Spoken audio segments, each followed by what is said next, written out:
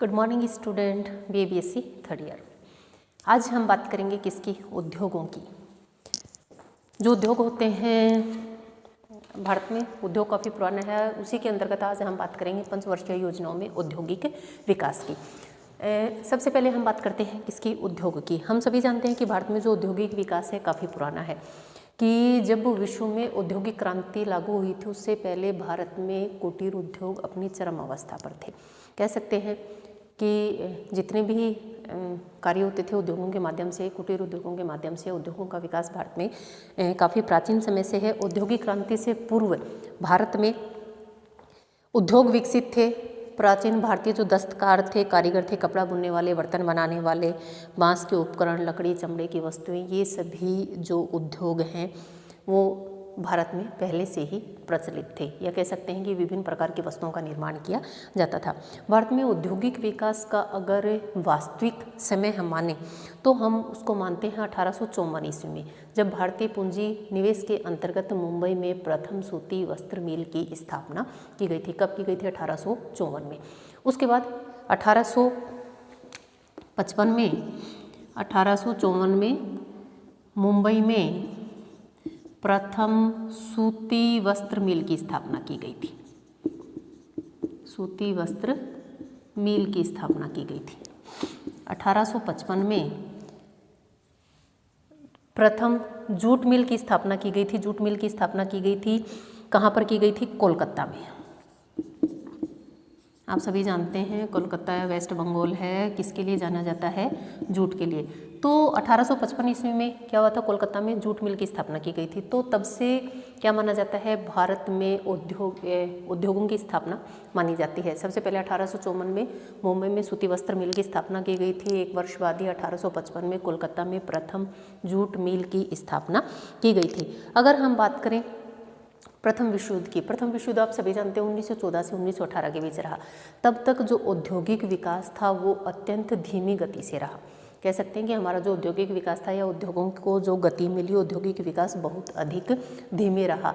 जैसे ही प्रथम विश्व युद्ध के बाद उद्योगों, कह सकते हैं कि प्रथम विश्व युद्ध तक जो भारतीय बाजार थे वो कौन सी वस्तुओं का उत्पादन करते थे? जो ब्रिटिश सरकार चाहती थी। कह सकते हैं कि कच्चे माल भारतीयों से ही खरीदते थे और जो वस्तुएं तैयार करते थे वह भारतीयों को उचित मूल्यों पर, अधिक मूल्यों पर बेचते थे। तो उन्होंने कहा उससे पहले जो भारतीय बाजार थे, तो हम यह कह सकते हैं कि ब्रिटिश बाज़ारों के पूरक रहे। जो भारतीय उद्योग थे वो ब्रिटिश बाज़ारों के पूरक रहे, और यही कारण था कि ब्रिटिश ने जिस प्रकार की उन्होंने आशा की उसी प्रकार की वस्तुओं का भारतीय उद्योगों में उत्पादन, उसी प्रकार की वस्तुएं भारतीय उद्योगों में बनती थी। स्वतंत्रता प्राप्ति की बात करें, 1947 में देश आज़ाद हो गया था। 1948 में प्रथम औद्योगिक नीति लागू की गई थी। 1948 में प्रथम औद्योगिक नीति लागू की गई थी। प्रथम औद्योगिक नीति। उससे पहले जितना भी हमारा भारतीय उद्योगों में सामान बनता था वो अंग्रेजों के अनुसार बनता था, लेकिन जैसे ही भारत देश आज़ाद हो गया प्रथम औद्योगिक नीति लागू की गई। कब? 1948 में। और फिर हमारे जो विकास उद्योग थे उनको विकास मिला, उनको गति मिली, और फिर हमने क्या किया? पंचवर्षीय योजनाएं लागू की। जैसे ही देश आज़ाद हो गया, देश का विकास करने के लिए विभिन्न प्रकार की पंचवर्षीय योजनाएं लागू की गई। जो भी प्लान बनाए जाते थे 5 वर्ष के लिए, ऐसा प्लान बनाया जाता था जिससे देश का विकास किया जा सके। 1854 में मुंबई प्रथम सूती वस्त्र मिल, 1855 में कलकत्ता में प्रथम जूट मिल की स्थापना की गई थी। और जब देश स्वतंत्र हुआ, कह सकते हैं कि 1914 जब प्रथम विश्व युद्ध हुआ था, उससे पहले जो औद्योगिक विकास था भारत में बहुत ही धीमी गति से रहा, और जो भी वस्तुएं बनती थी उससे पहले वो अंग्रेजों के अनुसार ही बनती थी, क्योंकि भारतीय बाजारों की पूरक रही। और 1948 में जब देश स्वतंत्र हो गया 47 में, और 1948 में प्रथम औद्योगिक नीति क्या हुआ? प्रथम औद्योगिक नीति को लागू किया गया, और इन पंचवर्षीय योजनाओं का निर्माण किया गया। इन पंचवर्षीय योजनाओं के माध्यम से एक मुख्य उद्देश्य क्या था? कि इस क्षेत्र का विकास करना, कि पंचवर्षीय योजनाओं के माध्यम से देश का विकास करना। अब जो प्रथम पंचवर्षीय योजना थी 5 वर्ष के लिए, उसको लागू किया गया था। जो प्रथम पंचवर्षीय योजना थी 1951 से उसका समय था 1956। देखिए क्या हुआ, जैसे ही देश स्वतंत्र हो गया, स्वतंत्रता के समय औद्योगिक विकास मुख्य रूप से उपभोक्ता वस्तुओं तक सीमित था। देश में जिन वस्तुओं का उत्पादन की आवश्यकता थी केवल उन्हीं वस्तुओं का उत्पादन किया जाता था, निर्यात पर कोई ध्यान नहीं दिया जाता था। तो जब देश स्वतंत्र हुआ तो उस समय तक केवल उपभोक्ता वस्तुओं तक ही भारत के जो उद्योग थे वो सीमित थे।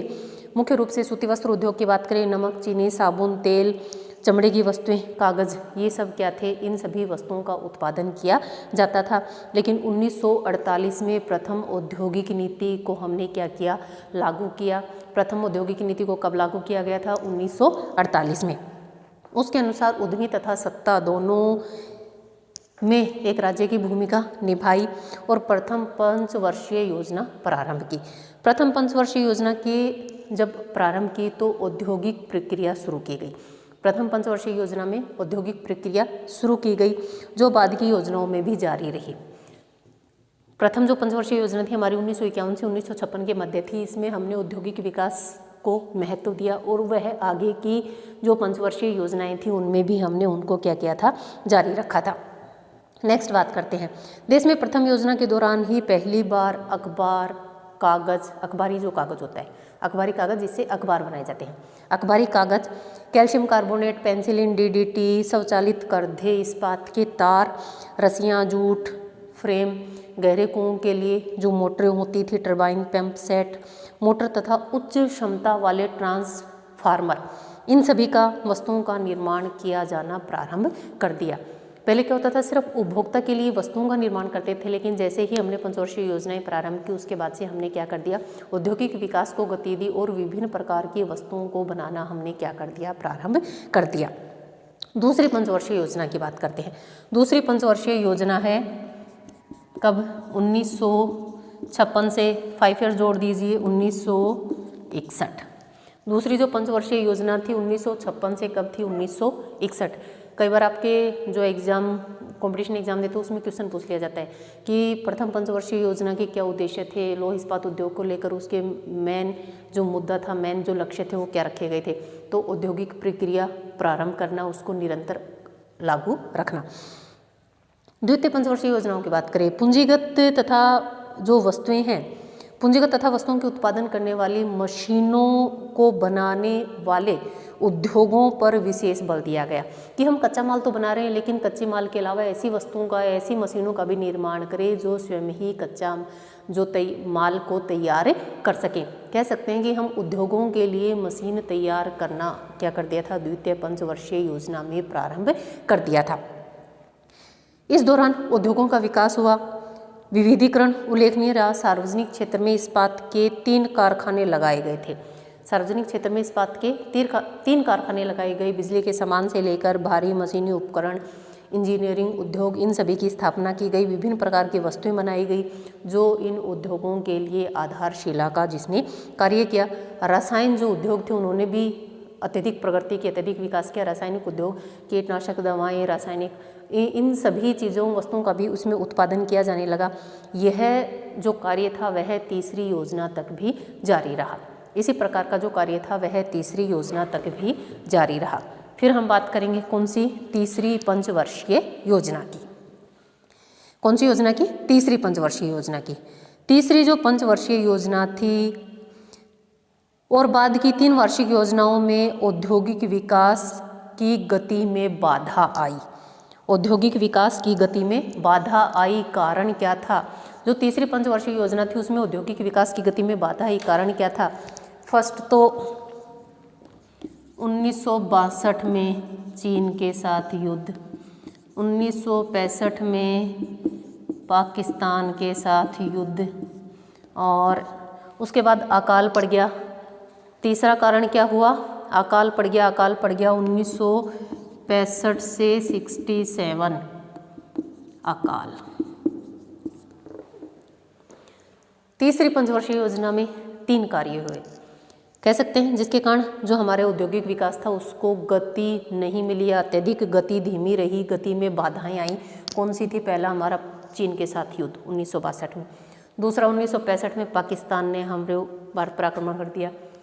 प्रथम चीन के साथ, द्वितीय 65 में पाकिस्तान के साथ और 65 से 67 के बीच भारत में अकाल पड़ गया, तो जिसके कारण हमारा जो औद्योगिक विकास था उसमें बाधाएं उत्पन्न हुई। नेक्स्ट बात करेंगे किसकी, चौथी पंचवर्षीय योजना की। कौन सी, चौथी पंचवर्षीय योजना की बात करें 69 से 74, 1969 से 1974 के बीच हमारी चौथी पंचवर्षीय योजना थी। तो इस पंचवर्षीय योजना की अगर हम बात करें, औद्योगिक नीति में उदारीकरण, औद्योगिक नीति में उदारीकरण पर विशेष बल दिया गया कि जो हमारी औद्योगिक नीति थी उसमें उदार नीतियों का प्रयोग किया गया। कह सकते हैं कि उत्पादन तेजी से बढ़ने लगा। क्यों, क्योंकि हमने क्या किया, औद्योगिकरण की जो नीति थी उसमें उदारीकरण कर दिया, जिसके कारण हमारा जो उत्पादन था उसमें बढ़ोतरी होने लगी, उत्पादन बढ़ने लगा। इलेक्ट्रॉनिक जो उद्योग है उसमें भारी असाधारण प्रगति हुई। अब इलेक्ट्रॉनिक उद्योग में हुई तो इलेक्ट्रॉनिक से संबंधित सभी वस्तुएं बनने लगी, छोटे कंप्यूटर, बड़े कंप्यूटर, फ्रेम, संचार उपकरण, सूक्ष्म यंत्र, रेडियो प्रसारण, दूरदर्शन प्रसारण उपकरण, इन सभी का उत्पादन होने लगा। जब देखिए क्या होता है कि हमने कहा था कि इलेक्ट्रॉनिक जो उद्योग है उसने असाधारण रूप से प्रगति करी, तो विभिन्न प्रकार के इलेक्ट्रॉनिक उपकरण बनने प्रारंभ हो गए। कंप्यूटर लगा लीजिए, दूरदर्शन प्रसारण उपकरण लगा लीजिए, विभिन्न प्रकार के छोटे संयंत्र जिसको अन्य वस्तुओं के रूप में उपयोग किया जा सकता है, तो इन सभी का भारी मात्रा में उपयोग होने लगा। बिजली के उपकरण बनाए जाने लगे, मोटर वाहन, मशीनी उपकरण, ये बनाने वाले उद्योगों की प्रकृति संतोषजनक थी। कह सकते हैं कि इन सभी उद्योगों का भारी मात्रा में उत्पादन होना प्रारंभ हो गया। नेक्स्ट बात करते हैं हम सातवीं पंचवर्षीय योजना की। जो हमारी सातवीं पंचवर्षीय योजना 1985 से 1990 के बीच एकीकृत औद्योगिक नीति अपनाई गई। जो सातवीं पंचवर्षीय योजना थी उसमें एकीकृत औद्योगिक नीति को अपनाया गया, जिसके अनुसार देश के विशाल घरेलू बाजार तथा निर्यात की संभावनाओं को ध्यान में रखकर वस्तुओं का उत्पादन किया जाने लगा कि हम अपने देश की आवश्यकताओं को भी ध्यान में रखें और कौन कौन सी वस्तुओं को हम निर्यात करते हैं उन सभी चीज़ों को ध्यान में रखकर वस्तुओं का उत्पादन किया जाने लगा। 1991 में नई औद्योगिक नीति आई जिसमें उदारीकरण के अनेक उपाय अपनाए गए। 1991 में नई औद्योगिक नीति आई जिसमें उदारीकरण के अनेक उपाय अपनाए गए। उदारीकरण का अर्थ ये है कि हमने जिस भी वस्तु पर प्रतिबंध लगा दिया था, प्रतिबंध को हटा दिए गए। विदेशों के साथ हम स्वतंत्र व्यापार कर सकते थे, विदेश हमारे साथ कर सकते थे, विभिन्न प्रकार की वस्तुओं का निर्माण कर सकते थे। लाइसेंस, इसके लिए लाइसेंस लो, पहले क्या थी जो औद्योगिक नीति थी अत्यधिक क्या थी, कठिन थी। जो उसकी प्रक्रिया थी वो किस प्रकार की थी, जटिल थी। लेकिन उसके बाद किस प्रकार कर दिया गया, हमने उसमें उदारीकरण दिखाया, उदारता दिखाई ताकि लोग इस कार्य से जुड़ सके। तो उदारीकरण किया, उदारीकरण के अनेक उपायों की घोषणा की गई। और 8वीं पंचवर्षीय योजना की अगर हम बात करें, इस दौरान भी औद्योगिक क्रियाकलापों में निजी क्षेत्र की भागीदारी बढ़ी। 8वीं पंचवर्षीय योजना की बात करें तो औद्योगिक जो क्षेत्र है उसमें निजी क्षेत्र की सहभागिता बढ़ी। जब औद्योगिक नीतियाँ उदारीकरण हो जाती हैं तो औद्योगिक क्षेत्रों में निजी जो क्षेत्र होता है उसकी भागीदारी बढ़ जाती है। उदारीकरण की नीति के तहत अगर हम बात करें, निवेश संबंधित बाधाएं हटा दी गई और व्यापार को बंधन मुक्त कर दिया गया। कुछ जो क्षेत्र थे उसमें विदेशी प्रौद्योगिकी आयात को छूट दे दी गई, विदेशी निवेश को छूट दे दी गई, विदेशी प्रत्यक्ष निवेश की अनुमति दे दी गई, पूंजी बाजार में पहुंच की बाधाओं को हटा दिया गया। तो हम कह सकते हैं कि इतनी अधिक जो औद्योगिक नीति थी उसका उदारीकरण कर दिया गया कि ताकि क्षेत्र का विकास किया जा सके और देश का विकास संभव हो सके।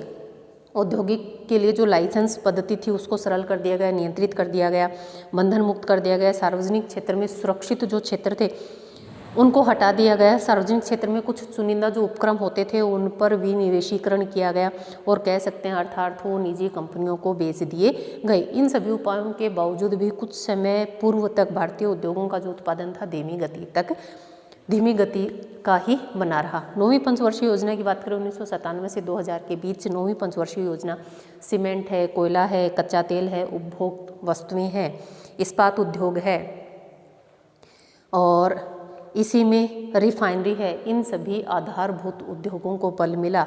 और 10वीं पंचवर्षीय योजना की बात करें 2002 से 2007 के बीच आधुनिकीकरण तथा प्रौद्योगिकीकरण का अत्यधिक इसमें विकास किया गया। जो 5वीं पंचवर्षीय योजना थी उसमें विश्व के सामने एक संकट उत्पन्न हो गया था, जिसमें क्या हुआ था कि पेट्रोलियम की जो कीमतें थी उसमें भारी उछाल हो गया था। पेट्रोलियम की जो कीमतें थी उसमें भारी उछाल हो गया, जिसके कारण पूरे विश्व में ही इस प्रकार का संकट उत्पन्न हो गया था, जिसके कारण हमारे भारतीय उद्योग क्या हुए थे, प्रभावित हुए थे।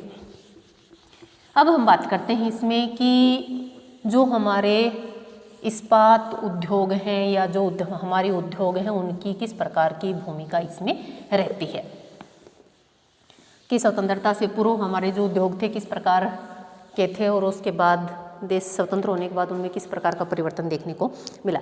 सबसे पहले हम बात करेंगे लोह तथा इस्पात उद्योग की। किसकी बात करेंगे? लोहा और इस्पात उद्योग।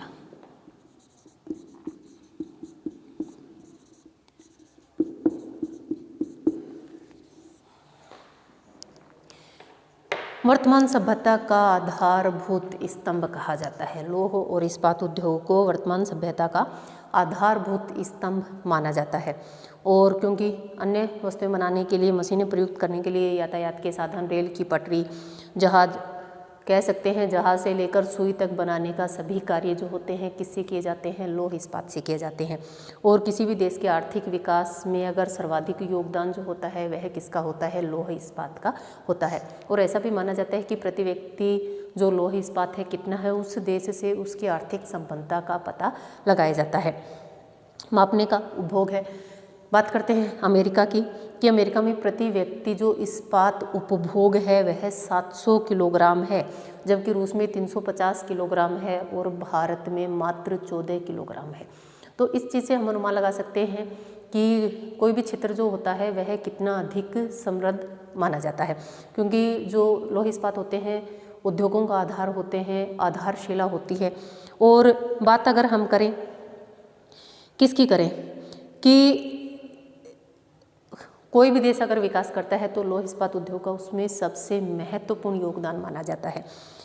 भारत में भी लोह इस्पात का उद्योग प्राचीन काल से माना जाता है। अपने दिल्ली के लोह स्तंभ इसका उदाहरण है। दिल्ली का लोह स्तंभ इसका उदाहरण है। प्रारंभिक समय में भारत में निर्मित विश्व प्रसिद्ध था, जिसका उदाहरण दिल्ली का लोह स्तंभ है। आज भी उसको लोहे स्तंभ को जंग नहीं लगा है। इतनी उच्च कोटि का जो लोह इस्पात था वो भारत में प्राचीन समय में ही विद्यमान था। दूसरा इन्होंने कहा जो दिल्ली का लोह स्तंभ है उसका निर्माण हुआ था 350 ईस्वी में। दिल्ली का जो लोह स्तंभ है उसका निर्माण हुआ था 350 ईस्वी में। तो आप अनुमान लगा सकते हैं कि उस समय जो हमारा लोह इस्पात जो कह सकते हैं उसके लिए कितना बड़ा योगदान था, कि आज भी वह यूं का यूं बिल्कुल जिस समय बनाया था, जैसा लगाया था वैसा ही आज के समय में वह उपलब्ध है। दूसरा, दशमिक में हमें तलवारें प्राप्त हुई थी। दशमिक एक जगह का नाम है, प्राप्त प्राचीन तलवारें थी जो वर्तमान समय में भी वैसे ही बनी हैं, जिसका निर्माण भी कहाँ हुआ था? भारत में हुआ था। तो हम कह सकते हैं भारत प्राचीन समय से ही क्या था? लोह इस्पात उद्योग की दृष्टि से समृद्ध क्षेत्र माना जाता है, और प्राचीन समय में ही इस प्रकार के व्यवसाय भारत में किए जाते रहे हैं। और एक चीज़ और बताते हैं कि लोह इस्पात का महत्व इस बात से भी लगाया जा सकता है कि सिकंदर महान को भारतीय शासक पोरस ने भेंट के रूप में एक तलवार भेंट की थी, इस्पात भेंट की थी। और प्राचीन समय में भारत में लोह इस्पात उद्योग एक कुटीर उद्योग के रूप में विकसित था, और वर्तमान में बड़े उद्योगों के रूप में यह विकसित हो चुका है। तो उस समय जो तलवार भेंट की थी तो कितनी अधिक इम्पोर्टेंस थी, कह सकते हैं कि उस तलवार के न कोई जंग लगा, तो इतना अधिक उस समय भी उन्नत अवस्था में पाया जाता था। और जो हथियार थे कुटीर उद्योगों के रूप में लोह इस्पात उद्योगों में बनाए जाते थे, और वो इतने अधिक प्रसिद्ध थे कि सिकंदर जो महान उसको जो तलवार भेंट की गई थी। कुटीर उद्योगों की अगर हम बात करें, कुटीर उद्योगों के रूप में जो प्रथम प्रयास किया जाए वर्तमान समय तक का, अगर कोई प्रथम असफल प्रयास था 1830 ईस्वी में तमिलनाडु में क्या किया गया था? इस्पात संयंत्र की स्थापना की गई थी। सबसे पहले 1830 में क्या की गई थी? तमिलनाडु में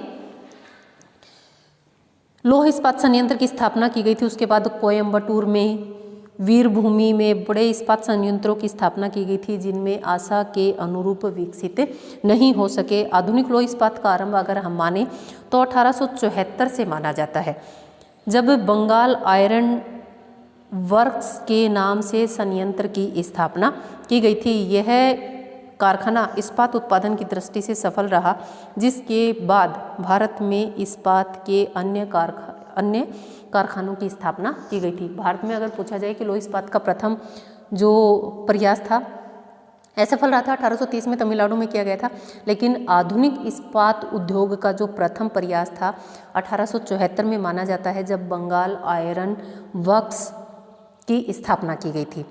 भारत में आधुनिक लौह इस्पातों के विकास की अगर हम बात करें तो समय को दो भागों में विभाजित करते हैं। लौह इस्पात उद्योग की अगर हम बात करें तो हम समय को दो भागों में विभाजित करते हैं, एक स्वतंत्रता से पूर्व और दूसरा स्वतंत्रता के बाद। प्रथम हम बात करेंगे किसकी? स्वतंत्रता से पूर्व की बात करेंगे। तो स्वतंत्रता से पूर्व की बात करें तो 1874 में कुल्टी में 1874 कुल्टी में क्या किया गया था? लौह इस्पात संयंत्र की स्थापना की गई थी।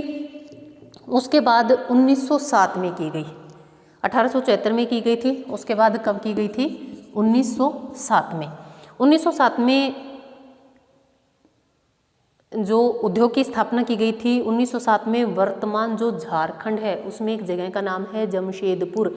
जमशेद जी टाटा ने आयरन एंड स्टील वर्कर्स के नाम से लौह इस्पात संयंत्र की स्थापना की गई थी 1907 में। सफल प्रयास हम उसी को मानते हैं। 1874 में कुल्टी में लौह इस्पात संयंत्र की स्थापना की गई थी। उसके बाद 1907 की अगर हम बात करें, वर्तमान में झारखंड में एक जगह का नाम है जमशेदपुर में जमशेद जी टाटा ने किसकी स्थापना की थी? टाटा द्वारा आयरन एंड स्टील वर्क्स के नाम से लौह इस्पात संयंत्र की स्थापना की गई थी। यह जो कारखाना था इसमें ढलवां लोहा तथा इस्पात लोहा दोनों प्रकार के लोहे बनाए जाते थे। ढलवां लोहा तथा इस्पात लोहा दोनों प्रकार के क्या बनाए जाते थे? इस्पात बनाए जाते थे। 1918 में बर्नपुर में Indian iron and steel company की स्थापना की गई थी। कर्नाटक के भद्रावती में 1923 में विश्वेश्वरैया आयरन स्टील कंपनी की स्थापना की गई, जिसे भारतीय लोहा तथा इस्पात कंपनी के नाम से 1936 में कुल्टी और हीरापुर में दो अलग अलग इस्पातों की स्थापना की गई थी। वर्तमान समय की अगर हम बात करें, बरनपुर है, हीरापुर है, कुल्टी है, इनमें 3 कारखानों की स्थापना या इस्पात कारखानों की स्थापना का संचालन इसको द्वारा किया जाता है। Indian iron and steel company के द्वारा उनका संचालन किया जा रहा है। भारत में लौह इस्पात संयंत्र का अगर वास्तविक विकास माने तो 1947 के बाद माना जाता है, जब देश क्या हो गया था? स्वतंत्र हो गया था। स्वतंत्रता प्राप्ति के बाद आधारभूत अगर हम उद्योगों की बात करें, आधारभूत उद्योगों का विकास केंद्रीय सरकार की औद्योगिक नीति के संचालन के बाद हुआ। जब केंद्रीय सरकार की औद्योगिक नीति आई उसके बाद उसका प्रारंभ माना जाता है। भारत में लौह इस्पात उद्योग में भी तीव्र गति से वृद्धि हुई थी। भारत में लौह इस्पात उद्योग में भी तीव्र गति से वृद्धि हुई थी। द्वितीय जो पंचवर्षीय योजनाएं थी, द्वितीय पंचवर्षीय योजनाओं में रूस के सहयोग से, इनको अच्छे से याद करना, अभी जो मैं लिखवा रही हूँ आपको, बात करी थी कब? द्वितीय पंचवर्षीय योजना में। द्वितीय पंचवर्षीय योजना कब लागू की गई थी? फर्स्ट थी 51 से 56, दूसरी थी 56 से 61। तो द्वितीय पंचवर्षीय योजना की बात करें तो रूस के सहयोग से भिलाई इस्पात संयंत्र, रूस के सहयोग से भिलाई में, जर्मनी के सहयोग से राउरकेला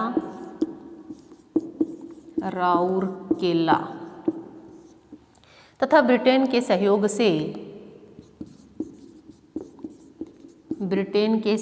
से दुर्गापुरा में इस्पात कारखानों की स्थापना सार्वजनिक क्षेत्र में की गई, जिसको हिंदुस्तान स्टील लिमिटेड के नियंत्रण में संचालित है। रूस की सहायता से भिलाई में, जर्मनी की सहायता से राउरकेला में और ब्रिटेन की सहायता से दुर्गापुरा में किसकी स्थापना की गई थी? सार्वजनिक क्षेत्र में इस्पात कारखाने की स्थापना की गई थी, जो हिंदुस्तान स्टील लिमिटेड कंपनी के नियंत्रण में है। तृतीय पंचवर्षीय योजना की बात करें, तृतीय पंचवर्षीय योजना में सोवियत रूस की सहायता से बोकारो इस्पात संयंत्र की स्थापना की गई। इसी रूस की सहायता से बोकारो इस्पात संयंत्र की स्थापना की गई, सार्वजनिक क्षेत्र में की गई। चौथी पंचवर्षीय योजना की बात करें तो 3 नए कारखानों का प्रारूप तैयार किया गया। कहाँ कहाँ? तमिलनाडु के सेलम में, कर्नाटक के विजयनगर में और आंध्र प्रदेश के विशाखापट्टनम क्षेत्र में। चौथी पंचवर्षीय योजना में जिस प्रकार से तीसरी पंचवर्षीय योजना में नए कारखानों की स्थापना की गई, उसी प्रकार से चौथी पंचवर्षीय योजना की अगर हम बात करें, 3 नए कारखानों की स्थापना की गई थी। कहाँ की गई थी? फर्स्ट था तमिलनाडु के सेलम में, कर्नाटक के विजयनगर में, और तीसरा था आंध्र प्रदेश के विशाखापट्टनम नगर में। 3 नए इस्पात कारखानों की स्थापना की गई थी। भारत की बात करें, किसकी? लौह इस्पात के उत्पादन को बढ़ाने, जिसमें निजी तथा जो सार्वजनिक इस्पात संयंत्रों के मध्य परस्पर आत्मनिर्भरता तथा समन्वय स्थापित करने के लिए क्या किया गया था? 1973 में steel authority of India SAIL की स्थापना की गई थी। 1973 में सेल की स्थापना की गई थी। SAIL steel authority of India, SAIL की स्थापना की गई। सेल की फुल फॉर्म क्या है? सेल की फुल फॉर्म है steel authority of India. Bharat में अगर लौह इस्पात उद्योग की हम बात करें, स्थानीयकरण के लिए जो अनुकूल कारक हैं, लौह अयस्क, चूना, पत्थर, मैग्नीज, कोक, कोयला और कच्चे पदार्थों की उपलब्धता, साथ ही अगर हम बात करें लौह इस्पात कारखानों में विशेष रूप से उत्पादित माल की उत्पादन लागत का ठीक होना, तो ये सभी कारण थे जो उद्योगों के स्थानीयकरण के लिए मुख्य कारक थे। लौह इस्पात उद्योग के स्थानीयकरण के मुख्य कारक थे। दूसरी हमने बात करी परिवहन लागत की बात करें, बाजार की भूमिका की बात करें, तो इन सभी कारकों में पूंजी तथा सरकारी नीतियां भी महत्वपूर्ण रही हैं। श्रम ज़्यादा प्रभावित नहीं करता है, क्यों? क्योंकि देश में जनसंख्या वृद्धि हो रही थी, जिसके कारण हमें आसानी से श्रमिक उपलब्ध हो जाते हैं। क्योंकि तीव्र जनसंख्या वृद्धि तथा बेरोजगारी की स्थिति के कारण पर्याप्त श्रमिक हमें उपलब्ध हो जाते हैं। भारत में इस प्रकार के स्थानीयकरण के लिए लौह इस्पात का जो लौह अयस्क ने सर्वाधिक प्रभावित किया था। तो आज हमने बात करी लौह इस्पात संयंत्र की, और इसी में हम कल बात करेंगे भारत में लौह इस्पात संयंत्र का उत्पादन, कि कौन सी जो इस्पात संयंत्र है वह कितनी मात्रा में लौह अयस्क या लौह इस्पात का निर्माण करता है, किस प्रकार से भारत में उनका विकास हुआ, इन सभी के बारे में हम नेक्स्ट क्लास में चर्चा करेंगे। आज की बात सुनेंगे। झारखंड के जमशेदपुर में जमशेद जी ने कौन सी कंपनी की स्थापना की और कब की? सेकंड क्वेश्चन सुनिए। द्वितीय पंचवर्षीय योजनाओं में रूस की सहायता से कौन सी इस्पात संयंत्र का निर्माण किया गया था? प्रथम रूस का बताएंगे, दूसरा एक ब्रिटेन का भी बताएंगे, ठीक है। तीसरी पंचवर्षीय योजना जब आई थी तो सोवियत रूस की सहायता से क्या किया गया था? एक लौह इस्पात निर्माण किया गया था सार्वजनिक क्षेत्र में, उस लौह इस्पात संयंत्र का नाम बताएंगे आप, ठीक है। आज के लिए इतना ही, मिलते हैं नेक्स्ट क्लास में एक न्यू टॉपिक के साथ। धन्यवाद।